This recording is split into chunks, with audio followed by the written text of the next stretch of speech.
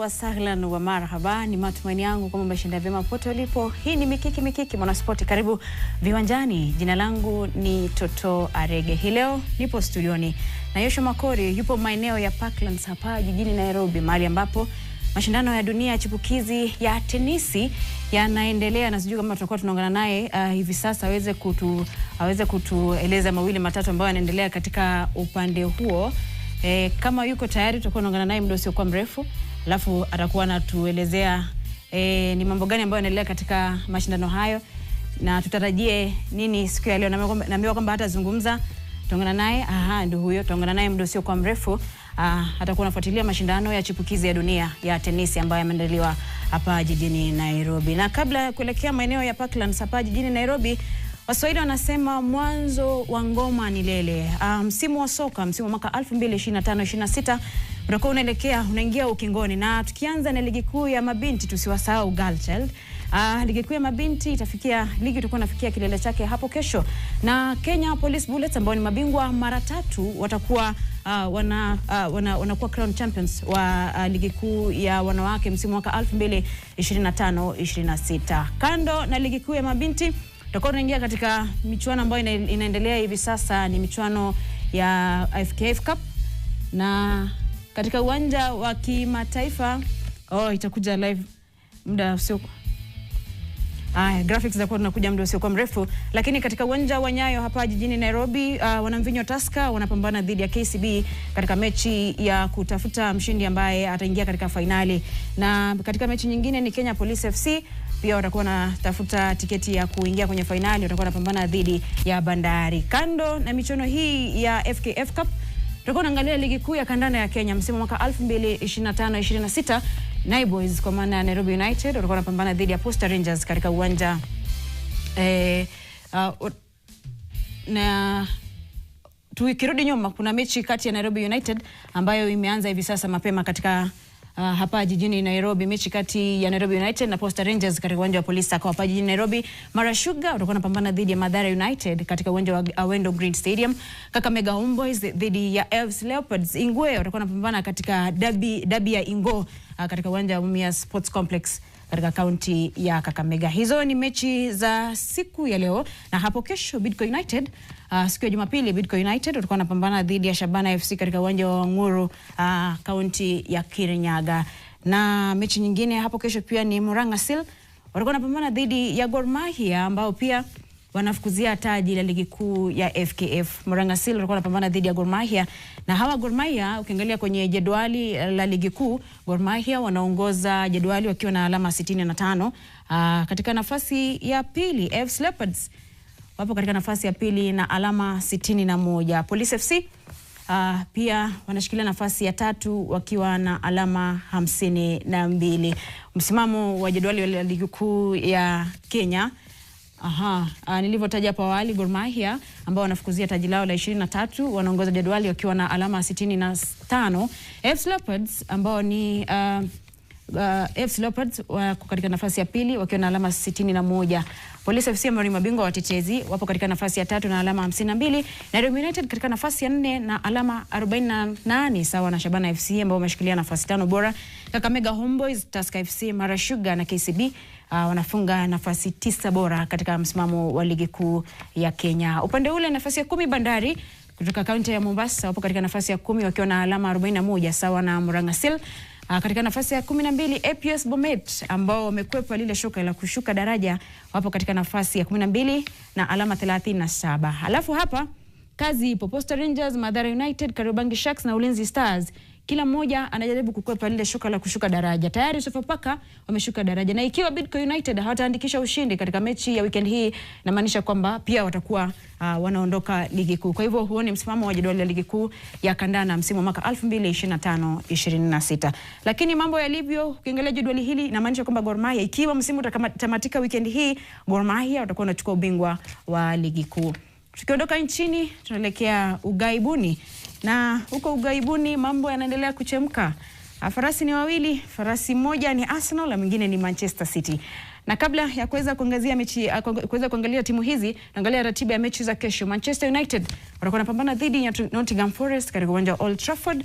Brentford watakuwa nyumbani katika uwanja wa wa Tech Community dhidi ya Crystal Palace. Everton watakuwa wanapambana dhidi ya Sunderland katika uwanja wa Hill Dinkson. Hizo ni mechi za kesho, na mechi zingine za kesho, Leeds United watakuwa wanapambana dhidi ya Brighton.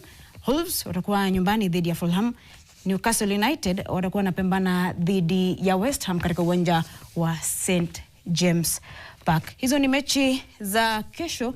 Hii leo kazi macho yote ni ugani Wembley, ambapo Manchester City watakuwa wanapambana dhidi ya World Champions Chelsea katika mechi ya fainali ya kombe la FA. Na hapo jana Liverpool ya Arne Slot ilipata kipigo cha mabao 4-2 dhidi ya Aston Villa, na kuna mechi muhimu ambayo tusipoitaja nitakuwa mashakani. Arsenal ambao wanafukuzia taji la ligi kuu ya Uingereza watakuwa nyumbani katika uwanja wa Emirates dhidi ya Burnley, na farasi ni wawili, na hawa Arsenal wakichukua ubingwa msimu huu, sijui wengine wetu tutaketi wapi. Haya, all the best. Kwa hivyo hizo ni mechi za ligi kuu ya Uingereza hapo kesho na siku ya Jumatatu. Arsenal wanaongoza jedwali na alama 79, wakifuatwa na City ambao wapo katika nafasi ya pili na alama 77.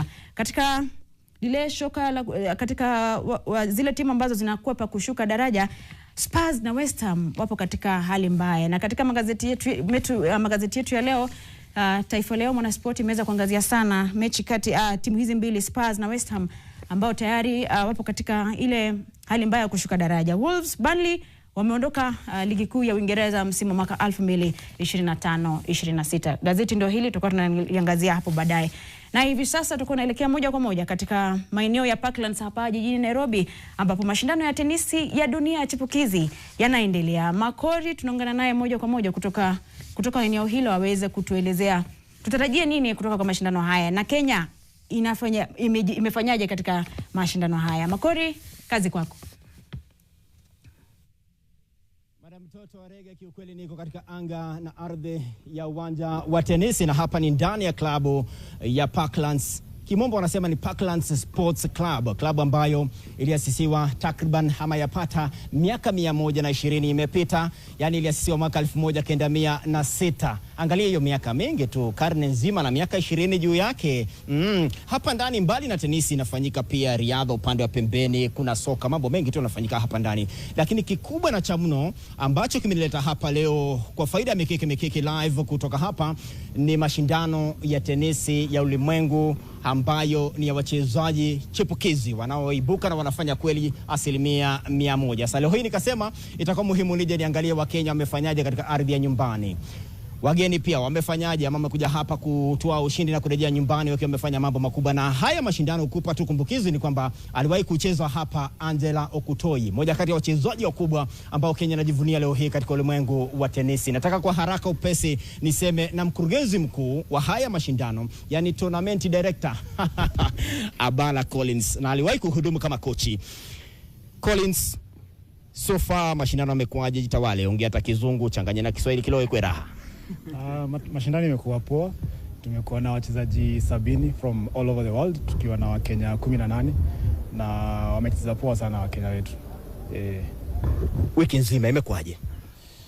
Wiki nzima imekuwa shwari, changamoto kidogo juu ya mvua hapa na pale. Tumeshinda tukianza kuchelewa kidogo, lakini kwa Mwenyezi Mungu tumeweza kufika finali leo bila tashwishi yote, na mchezo imekuwa poa sana during the whole week. Ni mashindano ya dunia, Wakenya wamefanyaje? Wakenya kusema ukweli wamejaribu, wamefanya vizuri sana. Ukiangalia huu mchezo ni J30 na ndio the stepping stone for our players who are starting to play, na ilikuwa round robin basis, so inamaanisha Wakenya wetu walicheza mechi mingi, au kucheza mechi moja na kutoka, walicheza mechi mingi. Hiyo inawapatia more playing time and more experiences. So imekuwa poa kwa Wakenya wetu. Najua kuna Wakenya wamefika quarter finals kwa vijana, kuna Wakenya wamefika semi finals kwa wasichana, actually finals doubles kwa wasichana. So imekuwa a good event for our Kenyan players.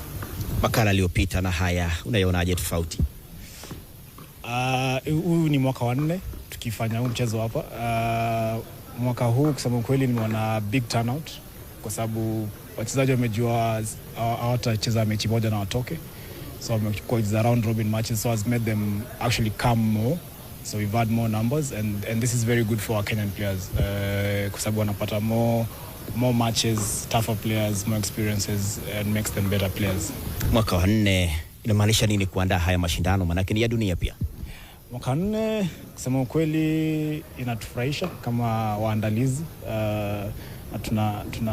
Tuna hope that inaguza Wakenya wengi, kwa sababu kuna wachezaji wapya ambao wamecheza mara ya kwanza kama Ndiaye Olembo, ambaye ni mtarajiwa kwa mchezaji mzuri wa Kenya, so amepata his first time or first opportunity kucheza, na tunashukuru. Alipitia hapa Angelo Kutoi kwa wakati mmoja. Actually michezo huu zinafanywa Kenya karibu michezo 10 legs in a year, na kuna Angelo Kutoi, na hapo nyuma kuna Holger Rune who's top 10 in the world, alicheza hapa. So Kenya is a place where we can also produce other players, and we can host players who are going to be superstars as well.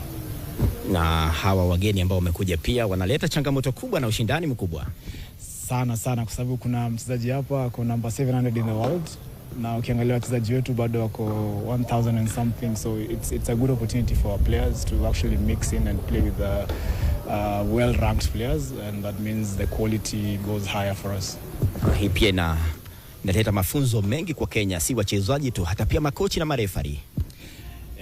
Ni full circle, kwa sababu referees wanapata kazi to umpire, and that means their badges go higher, or the number of matches they need to umpire and ref go higher. So inawasaidia wote kijumla, na makocha pia wanapata kuona how to coach moving forward. Umekuwa kochi kwa timu ya taifa under 21, na leo hii mkurugenzi wa haya mashindano, hasa katika ukuzaji wa talanta hapa Kenya, unakuonaje ukilinganisha na pia wanakuja wanacheza hapa tena? Kwangu mimi inanifurahisha kuona mchezaji tangu kwa miaka 4, alafu leo ako miaka 13 anaweza cheza mchezo kau. Kwangu ni furaha kama kocha, na kama tournament director ni furaha kuona tumepeana a platform for Kenyan players to learn and compete. Na ukuzaji wa tennis Kenya nzima unakuonaje? Tunapiga hatua? Tunapiga hatua, though mchezo huu ni kidogo expensive, but tunapiga hatua na tunasonga pole. Nimeona federation inajaribu, imekuwa na good partnerships hapo mbele. Nimeona wanafanya vitu na nchi zingine kama Ufaransa, nimeona juzi, na nadhani vitu kama hizi zitafanya mchezo wetu uendelee kunawiri, na maybe tutakuwa na 10 more Angelas and better. Hapa mnako yaandaa mashindano Parklands Sports Club, na mandhari yanaridhisha sana. Parklands imekuwa nyumbani kwa tennis for very many years, na tunashukuru all the time for them welcoming us here and letting us compete in their grounds. Haya yakisha tena wiki ijayo? Hii kisha kuna J60, inamaanisha ni a high event, so mwenye anashinda atapata more points, and actually that means that there's new players who've arrived for the new week, and that also means the competition will go higher, the level will go higher, and we can just hope that our Kenyan players will get better experiences and compete well. Sasa hii ni umri wao umepita wapi, ama ufai kupita wapi?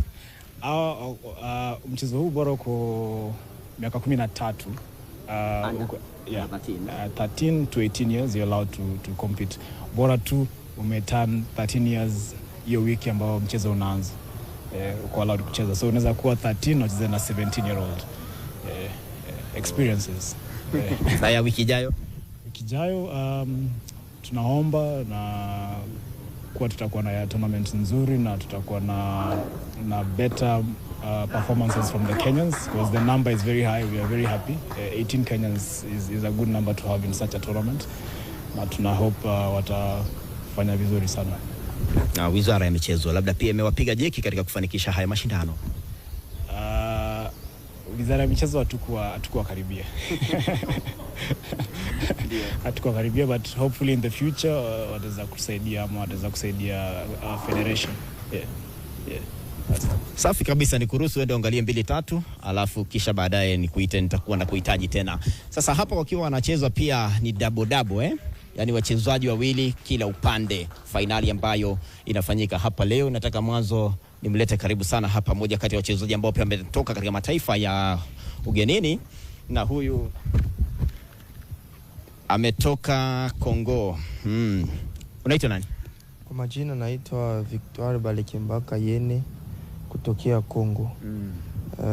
Na mimi ni kati ya wachezaji ambao wamecheza kwa wiki ya kwanza. Kabisa mchezo ulikuwa vizuri tangu mwanzo mpaka mwisho. Wachezaji walikuwa wengi kutokea mainchi Marekani, mainchi yote kwenye Afrika. Kabisa vitu vilikuwa vizuri sana. Na ulichezaje? Kwa kucheza nilifika nyuma kidogo, nilitoka kwa airport alafu nikapitia pale kwenye koti nikafungwa. Haikuwa rahisi, ilikuwa ngumu, mwili ulikuwa umechoka sana. Nilipiganisha alafu sikujitosha. Kwa doubles nilifika kwa quarter final, tulipoteza na nchi nyingine ya Japan. Ndio mali nilifika kwenye doubles. Kule Kongo, hali ya tennis, mchezo wa tennis ukoaje kule Kongo? Kongo hali ya tennis inaenda vizuri. Kwa capital inashikaza, kwenye ma province ni ngumu sababu ya vita. Mimi natokea kwa province ya Nord Kivu, pale ambapo kuna vita. Alafu kwa sasa nikala kwenye capital Kinshasa, miaka 2 ambayo nimekaa huko. Tenisi inazidi kuendelea mbele pole. Nikizani ya vita kishaisha, wachezaji watakuwa wengi. Tenisi inaendelea vizuri kwa Kongo kabisa. Wachezaji ni wengi, watoto wanakuja, wakubwa wiko.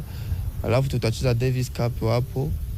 Kwa hiyo mwezi unaofuata ndio kabisa. Umesoma nini hapa Kenya? Hapo Kenya nimeona kabisa organization iko vizuri. Watoto kabisa wanacheza tennis. Niona kabisa wachezaji ni wengi, wiko nguvu.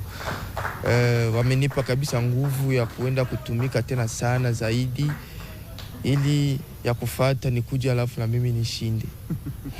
Ndoto yako ni gani katika tenisi? Labda unamwangalia nani kama role model? Ukisema ukimwona hivi unasema unataka kuwa kama yeye siku moja. Mtu naona sana ni Djokovic, na mimi nawaza kwa siku ambayo nitacheza Roland Garros, Wimbledon. Ndio ndoto zangu kabisa, nikuwe kwenye top ya wachezaji kwenye dunia. Ndio ndoto langu kabisa. Mungu akutangulie tukuone huko. Asante, amen. Asante sana. Huyo ni mchezaji kutoka Kongo. Anatema madini Kiswahili kwa uzuri kabisa. Habahatishi. Inaleta raha kweli ndani ya mikiki. Pia nataka niseme na mmoja kati ya wahusika ambao pia hapa wanashughulikia mambo ya mental health. Unajua pia inaendana kabisa na michezo, kwa sababu pia unakuta wachezaji wanapitia mambo mengi katika maisha, lakini mwisho wa siku wanakuja wanahangaikia hali yao. Wengine hata wasemi wanapitia nini jamani. Inakuwa ni vigumu zaidi. Naomba uje. Pita tu kuja hapa. Usiogope, ongea Kizungu. Kama uko sawa Kiswahili sawa, wewe jitawale kabisa. Anza na jina lako and why you here. Okay. Kwa majina naitwa Dr. Ann Mongela, I'm a psychiatrist, yani daktari wa afya akili. Niko hapa kusupport the tennis players kwa afya, for mental wellness support basically. Yeah. Tunavyojua wana sport ama wachezaji wanahitaji kuwa na support ama ile afya ya akili, kwa sababu kucheza kwa michezo, afya ya akili ni muhimu tu kama afya ya kimwili, kama physical health, kwa sababu ukiwa na akili with a clear mind, mchezaji anaweza anaweza kujiamini wakati anapocheza, anaweza pia kujiamini, anaweza kudeal na ile changamoto wakati yako pale kwa tennis court, na anaweza pia kuvumilia wakati anaposhinda, na saa ingine pressure inakuwa kwa wingi sana. Kwa hivyo mchezaji akiwa na afya njema ya akili inasaidia pia matokeo yake. Na hapa sasa mnafanyaje? Huwa mnawaandalia kikao, mnawahamasisha, kwa sababu wengi wanakufa ndani na wasemi. Hiyo ni changamoto sana, kwa sababu wachezaji kila mtu anawatarajia waweze kushinda, na wale pia wamefikia viwango vya juu, wako na pressure nyingi sana for continuous performance. Lakini sasa unajua kutoka ndani mchezaji ako na changamoto za kibinafsi, za familia, za makochi wenyewe, za kuile you have pressure to even to do well and to win the game.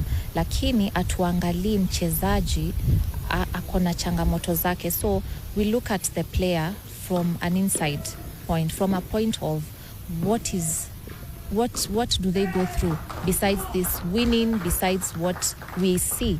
We only see the glory, especially with the top athletes, but we don't see what they go through. Their mental health is very key as much as their physical health. Na afya ya akili imekuwa changamoto kubwa sana katika siku za hivi karibuni. Sana, tumeona maisha yamekuwa magumu kwa njia nyingi, na afya ya akili imekuwa kuna pia access imekuwa better, na pia there is more awareness to mental health care. And now sasa ndio tunaingia pia kwa michezo, tusaidie wachezaji. Unapata mchezaji ameenda mbali sana na ubunifu wake, lakini anakuwa na changamoto za akili. So siku moja ako pale juu, kesho yake ako chini.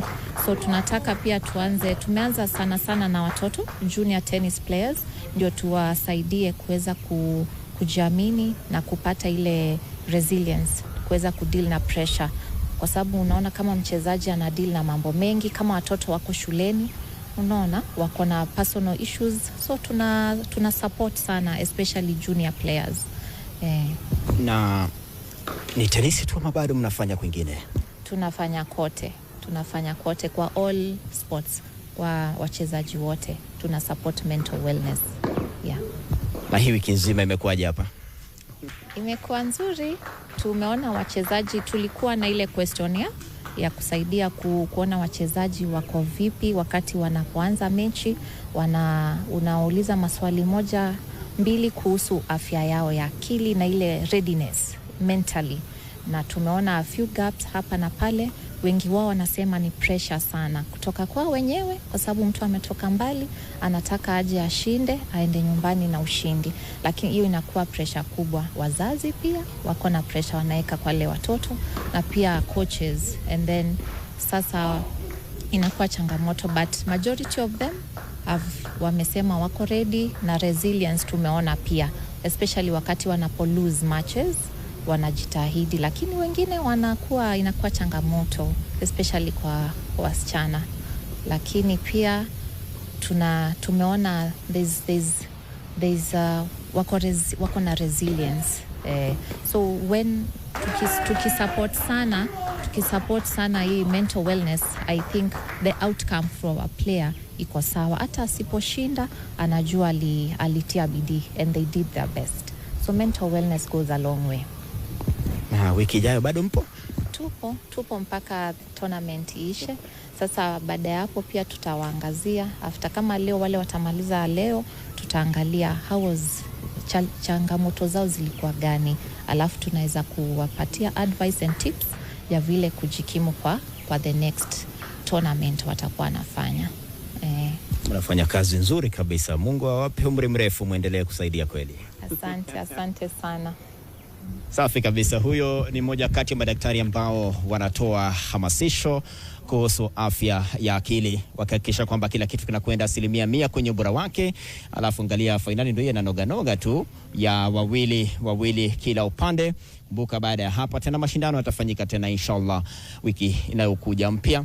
Ni mashindano makubwa yamefanyika hapa Kenya kwa mwaka wa 4 sasa, na hapa tunaona wachezaji wanakuja wengi kutoka mataifa mbalimbali ya dunia, na vile wanakuja hapa wenyeji wakiwa katika ardhi ya nyumbani, wanajitahidi kufanya kweli na kuhakikisha kila kitu kiko katika hali nzuri. Na kuandaa haya mashindano kunatoa nafasi kubwa kwa wachezaji wa nyumbani kushiriki wakiwa wengi, kwa sababu pia unajua ni gharama kusafiri kwenda kule nje wakati unakwenda mashindano mengine ya kimataifa. Nataka nijiweke kwenye ubora wangu wa kwenda mapumziko, ndo nikirejea nikuwe nimehama, nimeingia pembeni mahali ambapo pia wanatengezea rackets, ukipenda raketi hizi wanazotumia kucheza hapa.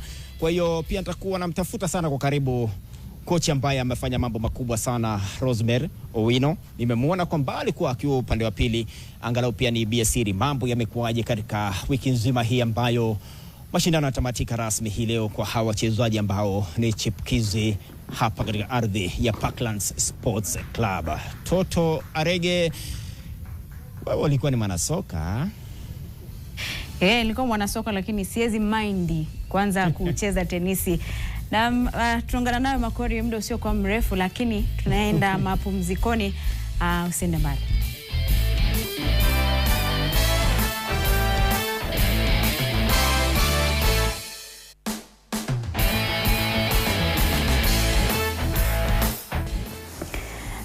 Karibu katika kipindi cha pili, ikiwa ndo unajiunga nasi. Hii ni Mikiki na hivi sasa, kabla ya kuelekea maeneo ya Parklands hapa jijini Nairobi ambapo mashindano ya chipukizi ya tenisi ya dunia yanaendelea, tutakuwa tunaingia katika kitengo cha makinda hatari, na hii leo Susan Waweru ameangazia kinda wa Crystal Palace Brennan Johnson.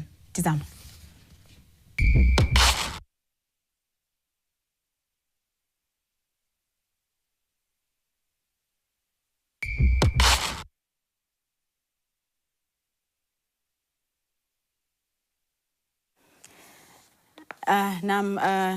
Taarifa hiyo itakuwa inakuja muda usio kwa mrefu, lakini hii leo katika kitengo cha toto na tetesi, Vinicius Junior amefanyiwa ile kitu. Amefanyiwa ile kitu na mpenzi wake. Vinicius Junior ni nyota wa timu ya Real Madrid inayoshiriki ligi kuu ya Uhispania La Liga. Tazama.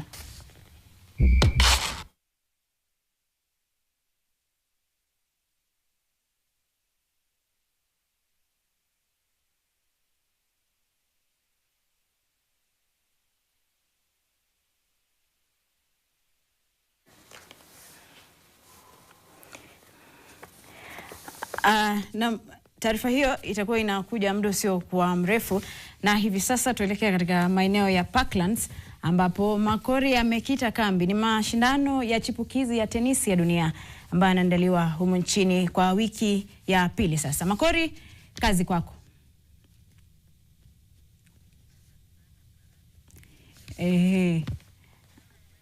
Yupo vizuri. Yuko ready, tuende kazi. Ndo hayo tu mambo ya kidunia. Nilikuwa najipanga ndio niingie hapa niseme na mtengeza raketi. Naona najipinda kwenye ubora wake kabisa kuhakikisha kwamba kila kitu kinakwenda sambamba. Mwanzo, jina ndugu yangu unaitwa nani? Felix Abala. Hapa naona unafanya kazi nzito. Yeah. Inahitaji nini mtu no atengeze raketi? Inahitaji lazima ukate raketi. Ukikata, mimi kazi yangu ni kutengeza tu. Yeah. Sasa kuna mwenye anakata alafu wewe unaunda. Mchezaji akikata. Sasa kama wanacheza pale imekatika ndio unakuja unairepair. Yeah. Au fundi ulitoa wapi? Nilifundishwa na rafiki yangu mmoja ambaye anaitwa Francis Rogoi. Ndio. Yeah. Sasa ukakuwa una matamanio ya kutengeza. Yeah. Hapo ndo nilijifunzia.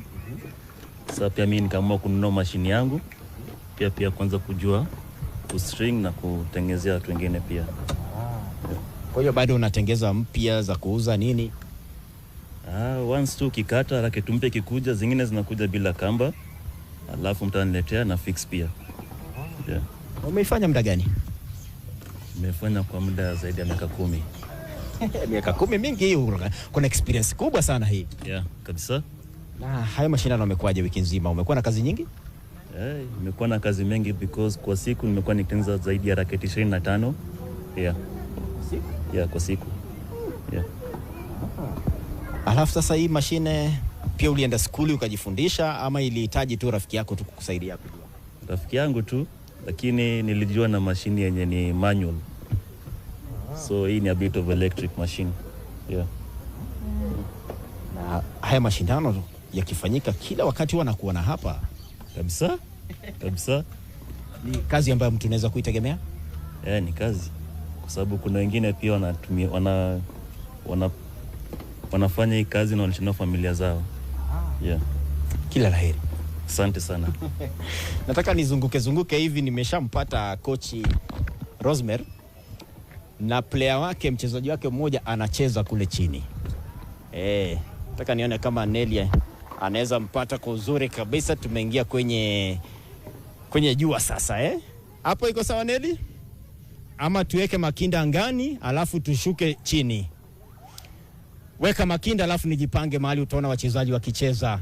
Johnson huyo wa Crystal Palace atambe angani.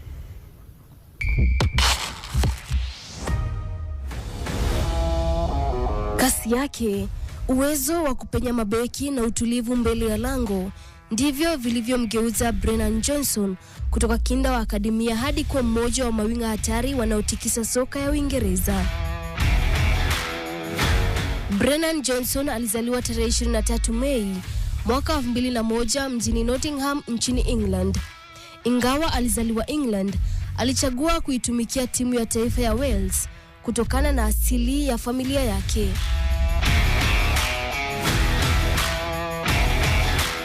Safari yake ya soka ilianza katika akademia ya klabu ya Nottingham Forest baada ya kujiunga nayo akiwa na miaka 8 akitokea Dunkirk. Kipaji chake kilianza kuonekana mapema na mwaka 2019 akiwa na miaka 18 akacheza mechi yake ya kwanza katika kikosi cha wakubwa cha Nottingham Forest dhidi ya West Bromwich Albion. Hata hivyo, ili kupata muda zaidi wa kucheza, Johnson alitolewa kwa mkopo katika klabu ya Lincoln City mwaka 2020. Akiwa Lincoln City, Johnson alianza kuonyesha makali yake ya kweli. Alifunga bao lake la kwanza katika ushindi wa mabao 2-0 dhidi ya Plymouth kabla ya kuandika historia yake ya kwanza kwa kufunga mabao 3, yani hat-trick, dhidi ya Milton Keynes ndani ya dakika 11 pekee. Mabao yake yalisaidia Lincoln kufika hatua ya finali ya mtoano wa kupanda daraja. Aliporejea Nottingham Forest, jina lake lilianza kushamiri kwa kasi zaidi. Bao lake la kwanza katika klabu hiyo lilikuja dhidi ya Derby County mwaka 2021. Chini ya kocha Steve Cooper, Johnson akawa mchezaji muhimu sana wa Forest, huku akifunga mabao na kutoa pasi za mabao mara kwa mara. Ubora wake ulimfanya kutoa tuzo ya mchezaji bora chipukizi wa mwezi Septemba mwaka 2021 katika ligi ya Championship. Mwaka 2022 akatoa pia tuzo ya mchezaji bora wa mwezi Aprili katika ligi hiyo baada ya kufunga mabao 4 na kutoa pasi 4 za mabao. Katika msimu huo, Johnson alifunga mabao 19 katika mashindano yote na kuwa mfungaji bora wa Nottingham Forest, huku akiisaidia timu hiyo kurejea katika ligi kuu England. Mwaka 2023, Johnson alijiunga na Tottenham Hotspur ambapo aliendelea kuonyesha uwezo wa kufunga mabao muhimu. Akiwa Spurs, alifanikiwa kushinda taji la ligi ya Europa mwaka 2025 na kuandikisha historia ya kufunga bao la ushindi katika fainali ya mashindano hayo.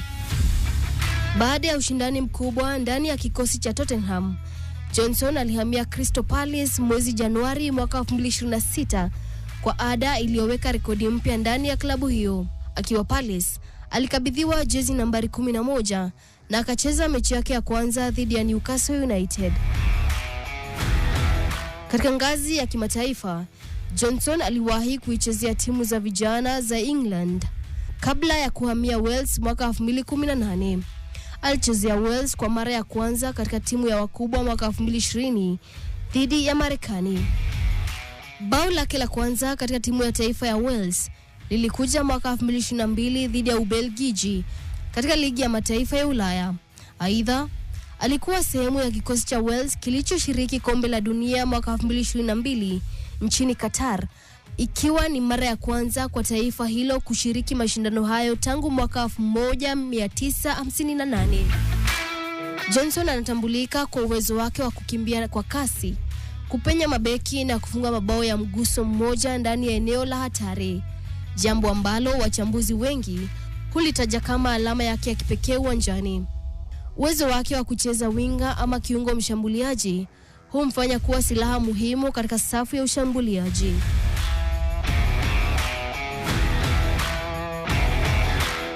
Susan Oweru, makala ya Makinda Hatari.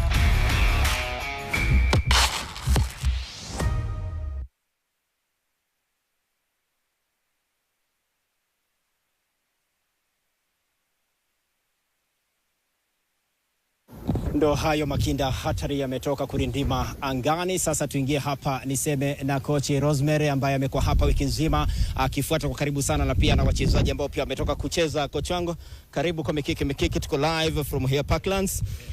Tournament imekuwaje wiki nzima? Jitawale, ongea kizungu. Thank you so much. It's been a good tournament so far.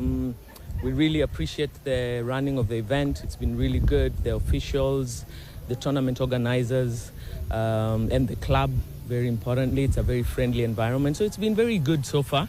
I'd also say as Kenyan, the Kenyan players have also done pretty well. I mean, we had 2 players in the quarterfinals. One of them then proceeded to the semifinals. That's Stacey Yego, and she lost in the semifinals. Jeff Okuku was in the quarterfinals. And then Stacey now is playing the doubles finals today. Yeah, so it's been a good tournament for Kenya as well, as far as the players are concerned, but a very good, well-organized event overall. Coach, umuhimu wa tournament ni nini kwa Kenya kuhost mwaka wa 4 sasa tuseme? Yes. Imekuwa muhimu kabisa, imesaidia sana. Umejua kuna ile event inaitwa entry level tournament ni J30 and it's an entry level international event. So it's been really good for our players, especially the youngsters who are starting to take part in I would say professional events, because this is an international event for them and they get a chance to play in this event. And right now with the new rules where sio knockout from round ya kwanza, kuna round robin on each quarter. Hii inamaanisha wanacheza at least 3 matches every week, and this is for our players because one of the things they lack is experience in playing matches. So wakicheza event kama hii yenye you are assured hizo siku za kwanza 3 you're playing a match every day, Monday, Tuesday, Wednesday. This is so good for our players. So they are piling up on their experience in playing matches, and this is this is why this event is very good. It's expensive for the organizers, but it's very good for the players, for the country, it's good, I think, in every way. Coach, wewe umekuwa katika tenisi muda mrefu. Tunaweza tukatoa wachezaji wengine kama Okutoi pia Kenya ikakuwa na wengi kama hao? Ni muhimu tukiangalia vitu zenye zimesaidia mchezaji kama Okutoi. Some of the things are events like these. Okutoi has managed to get so much exposure, traveling. It's been a lot of help from the International Tennis Federation over the years. And so we would like the other players to be able to do the same. We do have the potential, but obviously we need to have more events like these. But if possible, to have local ones that are at this level. But that means that we need to have a lot more better level players. And this is, for me, I think this is a great step in the right direction. So this tournament needs to keep coming, and if with the new rules that we have of players playing round robin first round, itasaidia sana kwanza wachezaji wetu waki-enter event. Every player 13 years and above needs to take advantage of this and enter, because you're guaranteed 3 matches. This is really good. Yeah. Next week? For sure, but next week is a different format. Next week is knockout, but we are looking forward to it. Players who've played this week are playing better, they're feeling more confident, so I guess they're looking forward to better performance next week. Nipe mchezaji mmoja niseme naye wa Kenya. Sawa. Sawa sana. Huyo ni Rosemary Owino, mmoja kati ya makocha ambao wanafanya mambo makubwa katika ulimwengu wa tenisi, na hapa wakiwa katika ardhi ya nyumbani ndo wananoa wengi tu, ndo kesho kutwa tu wapate akina Serena Williams ambao wanafanya mambo makubwa katika ulimwengu mzima. Nataka niseme na player mmoja wa Kenya hapa, angalau niambie tournament imekuaje? Okay, welcome to Mikiki. Tell us your name and how was the tournament? My name is Ashley Lela Wafula, and this tournament was really good. I got to saw how people from other countries play. The tournament was basically in pools, so you get to play more matches and get more experience, and yeah, that's all. Na ulifika wapi? In the singles, I didn't make it past the group round, and in the doubles, I didn't make it past first round. Yeah. What is your dream generally in tennis? My dream is to win like a tournament or just make a difference basically, yeah. Na player yupi unamwangalia unasema huu ni role model wangu, one day I want to be like her? My role model is Angela because she's Kenyan. Nice. And she's doing really well. And I also like Sabalenka because she's the world number 1 and I like how she plays, yeah. All the best. Asante sana. Huyo pia ni mchezaji wa Kenya na amenifurahisha kulikweli yeye kufuata nyayo za Angela Okutoi, mchezaji wa nyumbani. Inaridhisha na inafurahisha kulikweli. Nataka sana nimege pasi ndefu hadi studio Nation Center. Toto Arege pia afanye mambo yake ya toto na tenisi. Lakini mimi kabla uende moja kwa moja kwa Toto Arege, wacha Neli ya kuonesha kidogo mahanjama na mikiki ya hapa na pale. Itakuwa raha. Alafu Toto Arege achukue ndo afanye naye mawili matatu upande wa pili.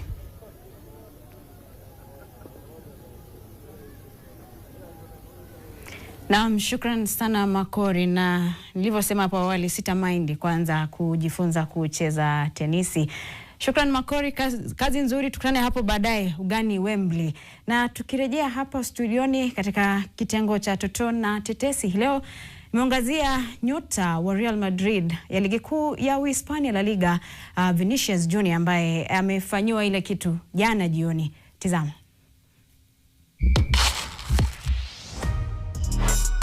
Nyota wa Real Madrid Vinicius Junior ametengana na mpenzi wake mpya Virginia Fonseca. Kwa mujibu wa mwanahabari wa burudani wa Uhispania Leo Diaz, chanzo halisi cha wawili hao kutengana hakikuwa tu madai kwamba wawili hao hawaelewani tena, bali ni madai kuwa Vinicius aliwaalika kisiri wanamitindo watatu kutoka Brazil kwenda nchini Uhispania. Ripoti zilizofikia meza ya toto na tetesi zinaeleza kuwa tukio lililovunja kabisa uhusiano wao lilitokea katika mgahawa mmoja mjini Madrid. Inadaiwa kuwa Virginia alikuwa akila chakula cha jioni pamoja na Vinicius kabla ya kukutana uso kwa uso na wanamitindo hao ambao mchezaji huyo alikuwa amewaalika nchini humo. Vinicius na Virginia walithibitisha rasmi kuachana kwao kupitia ukurasa wa Instagram Ijumaa, baada ya kuwa kwenye uhusiano kwa muda wa miezi 7 tangu walipoanza kuchumbiana mnamo Oktoba mwaka jana. Katika ujumbe wake wa Instagram, Virginia aliandika akisema, "Nitaendelea kuishi maisha ya kweli bila hofu. Pale jambo halina maana, ni bora kumalizika kwa heshima kuliko kubaki kwenye hali isiyoeleweka. Ninamtakia Vinicius furaha na mafanikio tele, na yote hayo kwa upendo mkubwa. Naomba kila mtu aheshimu uamuzi huu na tukio hili liwe ukurasa uliofungwa katika maisha ya kila mmoja wetu, kama ambavyo nitakuwa katika maisha yangu pia." Mwisho wa nukuu. Wawili hao walitangaza rasmi uhusiano yao ya kimapenzi walipokuwa Monaco, huku Virginia akionekana mara kwa mara kwenye picha za Real Madrid katika dimba la Santiago Bernabeu. Kuachana kwao kunajiri wakati mgumu kwa Vinicius, ambaye amekuwa na msimu wa kusuasua huku Madrid ikikosa kutoa taji lolote msimu huu. Aidha, uvumi mwingine umeenea kwenye mitandao ya kijamii ukidai kuwa Virginia huenda alimsaliti Vinicius na kocha wake wa mazoezi ya viungo. Hata hivyo, madai hayo bado hayajathibitishwa rasmi na upande wowote. Lakini mashabiki nao wanasemaje? Huko Madrid ikipitia msimu mgumu, kiwango cha Vinicius pia kilishuka kwa kiasi kikubwa. Baada ya habari hizo kusambaa mitandaoni, mashabiki wamekuwa na maoni tofauti, huku baadhi wakidai sasa mchezaji huyo ana nafasi ya kurejea kwenye kiwango chake. Baada ya habari hizo kusambaa mtandaoni, mashabiki wamekuwa na maoni tofauti, huku baadhi wakidai sasa mchezaji huyo ana nafasi ya kurejea kwenye kiwango chake bora na kushinda Ballon d'Or.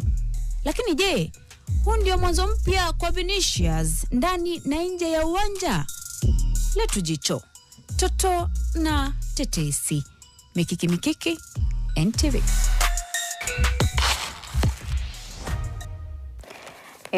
Bwana, mapenzi yana wenyewe, na mashabiki wanasema kwamba baada ya Vinicius kuachana na mpenzi wake atakuwa anarejea katika ubora wake. Na kumbuka kwamba Real Madrid hawajashinda ligi ya Uhispania. Barcelona walichukua ubingwa weekend iliyopita na Real Madrid pia walibanduliwa nje ya Champions League. Inamaanisha kwamba msimu huu wanatoka bure baada ya pia kubanduliwa nje ya mashindano ya Copa del Rey katika michuano hiyo ya Uhispania. Tunaingia katika kitengo cha magazeti.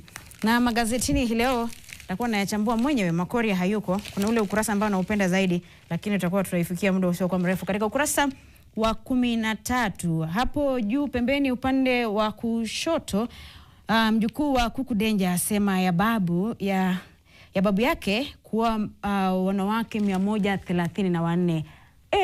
Hao ni wengi sana. Kwa hivyo huu ni ukurasa wa 13 Mwanaspoti ndani ya gazeti la Taifa Leo. Na kule upande mwingine pembeni ni ya Trossard na mkewe Laura yamefika ukingoni. Yaani huyu anaachwa na mpenzi wake wakati wanafukuzia taji la ligi kuu ya Uingereza. Maajabu. Hapo katikati ni taarifa kubwa ambayo nilikuwa nimeisema hapo awali, wikendi ya kukatwa na shoka EPL. Hii ni timu ya West Ham United na timu ya Tottenham Hotspur ambao wanajaribu kupambana kutoshuka daraja. Shoka linawaandama kweli kweli, lakini tutasubiri kuona weekend itakuwaje. Weekend ijayo Tottenham watakuwa na mechi ya mwisho ya ligi, West Ham watakuwa wanapambana hapo kesho. Na kule chini ni Leandro Trossard, Kismat cha Gunners kuruka kamba ya West Ham. Ukurasa wa 19 tutakuwa tunaangalia hapo baadaye. Hawa ni the Gunners ambao hapo kesho watakuwa na siku ya Jumatatu watakuwa na mechi dhidi ya Burnley katika uwanja wa Emirates wakifukuzia taji la ligi kuu. Kiingia kwenye gazeti hilo la Mwanaspoti, ukurasa wa 14, taarifa ya kwanza hapo ni mechi kati ya AFC Leopards na Kakamega Homeboys, ikiwa ni msimu wa mwaka 2025-26 ambao unaelekea kutamatika. Odhiambo aonya Ingwe usitarajie mteremko, hakuna alama za Mumias. Hii ni debi ya Ingo. Kwa hivyo hiyo ni mechi ya ligi kuu ya shirikisho la soka nchini FKF. Upande ule mwingine, ukosefu wa visa wakatiza ndoto ya star wa mita 400 Okech kuna gesha Diamond League leo. Kwa hivyo mashindano ya Diamond League yanaendelea hivi sasa jijini Shanghai nchini China, na Omanyala pamoja na wanariadha wengine watakuwa wanawakilisha taifa katika mashindano hayo. Hapo jana kulikuwa na taarifa kwamba alikuwa amenyimwa visa ya kuelekea nchini China kuwakilisha taifa katika mashindano hayo, na ni swala ambalo nadhani AK Athletics Kenya watakuwa wanaliangalia kwa kina zaidi waweze kuelewa kwa nini mwanariadha huyo alinyimwa visa ya kwenda kuwakilisha Kenya katika mashindano hayo. Upande ule mwingine ni raga, Kenya Lionesses kukosa nyota ukulu dimba la Afrika jijini Nairobi wikendi ijayo. Mashindano ya raga ya wachezaji 15 kila upande yatakuwa yanaandaliwa hapa jijini Nairobi, na Kenya itakuwa inawakilishwa na Kenya Lionesses. Kwa hivyo huo ni ukurasa wa 14, na ukurasa wa 15 ni sogora wa wiki ambaye ni Rehana. Ni mchezaji ambaye ameangaziwa na Wycliffe Nyaberi kutoka kaunti ya Kisii kama sijakosea. Rehana atamani kufuata nyayo za star Madina Okoth anaye akiwasha NBA. Huyo ni Mkenya ambaye aliandikisha historia kwa kuwa Mkenya wa kwanza kucheza katika ligi ya NBA Marekani. Kwa hivyo taarifa hiyo imeweza kuandaliwa na Nyaberi. Tukienda chini kidogo tuweze kuona sura yake. Taarifa hiyo imeandaliwa na Wycliffe Nyaberi. Asante. Na katika taarifa nyingine ambayo imeandaliwa na Jeff Kirui, huyo Iano mwenye miaka 10 anaonyesha kipaji bomba licha ya changamoto. Pembeni upande wa kulia katika ukurasa wa 15, taarifa hiyo imeandaliwa na Nyaberi. Na kule chini Kalume Kazungu kutoka maeneo ya Pwani anasema kwamba Nyundo FC ni moto balaa hapa Lamu. Kwa hivyo hiyo ni timu ya Nyundo FC kutoka maeneo ya Lamu ambao wanaendelea pia wanaendelea kujinoa. Na ukurasa mwingine, ule ukurasa ambao unapendwa sana na Yoshua Makori, ingawa naambiwa kwamba muda hauturuhusu, katika ukurasa wa 16, vituko vya master, ndoa ya Trossard na Laura yafika ukingoni. Huyo ni mchezaji wa Arsenal ambaye sasa ajaribu sana asije akakosa ndoa alafu pia akose ubingwa wa ligi kuu akiwa na Arsenal. Na katika taarifa nyingine hapo pembeni upande ule wa kulia ni Araga aliyekuwa nahodha wa timu ya Georgia ala marufuku ya miaka 11. ni baada ya kupatikana akitumia dawa za kusisimua misuli. Aha, naambiwa muda hauturuhusu, lakini kule nyuma naambiwa nifunike, nimefunika. Haya, kombe la FA ugani Wembley, Manchester City dhidi ya World Champions Chelsea, ikiwa ni finali ya kombe la FA. Lakini hapa naona mshindi ni mmoja na ni Manchester City. Atachukua ubingwa wa ligi kuu ya Uingereza, alafu pia achukue kombe la FA baada ya kuchukua kombe la Carabao. Katika gazeti la Saturday Nation ukurasa ni wa 29. Taarifa ambayo imepewa kipaumbele hapo ni Loti shines in Accra Games. Kuna mashindano ya Accra Games ambayo yalikuwa yanaendelea na Kenya iliweza kuwakilishwa na wanariadha kadhaa. Taarifa hiyo imeandaliwa na Ayumba Ayodi. Kwa hivyo naambiwa muda umeyoma, muda uturuhusu, lakini pia taarifa hizi kwa kina zaidi zipo kwenye nation.africa. Ukitembelea tovuti hiyo utakuwa unazipata kwa kina zaidi. Turejee kwa Makori atuibie siri alafu tufunge kazi. Makori, ikiwa unanipata, tuibie siri alafu tufunge kazi, tunataka kuelekea Wembley. Itakuwa raha zaidi Toto Warege, kwa sababu ukiangalia ni wiki ambayo Jumamosi ambayo tunaweza tukathibitisha ndani ya mikike kwamba Michael Carrick atakuwa kocha wa kudumu ndani ya Manchester United. Huo ni ukweli usiopingika. Alafu fununu tu, na huenda ikawa ni fununu ya kuaminika, Jose Mourinho anarejea tena kuinoa Real Madrid, mabingwa mara 15 wa ligi ya mabingwa Ulaya. Hizo ni taarifa ambazo kweli wake unazipata ndani ya mikiki. Siku nyingine ukiona kwingine wameshaweka basi tumesema, alafu wakachukua ndio wakaweka na ndio raha. Sasa katika maisha na kuibia siri kwamba kama katu uwezi na huna uwezo wa kumsaidia mtu, mwambie no, I can't. Mwambie hapana, sitoweza kukusaidia, kuliko umwambie wacha nione, wacha niangalie. Yule mtu unamfunga asitafute msaada kwa mtu mwingine, kwa sababu ameshakuaminia wacha nione labda utamsaidia. Lakini kipindi umemwambia no, I can't help you, yule mtu anaenda kutafuta msaada kwingine, anaondoa ile imani kwako. Ndo raha. Usiwe mwoga kusema no wakati unaona kiukweli ni no, ni hapana na haiwezekani. Toto Warege ndo siri ya siku ya leo. Mimi na wewe tena kutiana kwenye boni, itakuwa ni mida saa 1 jioni, wakati wangu wa kudunda dunda. Itakuwa raha kweli kweli Toto. Makori, asante sana. Nasema kwamba no it can't. Na mshukrani sana kwa kuweza kuwa nasi tangu mwanzo hadi tumefika tamati. Itakuwa mchoyo wa haki ikiwa sitoweza washukuru wote walioweza kufanikisha kipindi hiki. Jina langu ni Toto Arege. Mchana mwema.